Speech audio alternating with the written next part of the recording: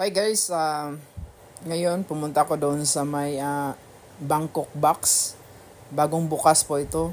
Yung mga authentic talaga yung mga pagkain nila, lalo na yung pad thai at saka mango sticky, lahat ay made in Bangkok talaga ang mga lasa nila sa ingredients nila. Kaya recommendation guys, masarap. Pwede niyong puntahan if you can. Maliit lang siya na store pero super swak ang presyo nila at saka yung lasa nila. At saka healthy, on the spot nilang gagawin sa iyo kung ano yung panghalo, at bago nila ipanghalo, i-explain muna nila sa iyo ito ay healthy food para malalaman natin kung ikaw ay may allergy like yung mga peanut. Kaya iba kasi dito, kaya pag may allergy, iwas sa mga peanut, at saka masarap talaga to guys. Kaya huwag niyong kalimutan, Bangkok Box dito lang sa may Care Street. At saka maganda yung ambience sila, at saka paglabas mo, yan po ang view.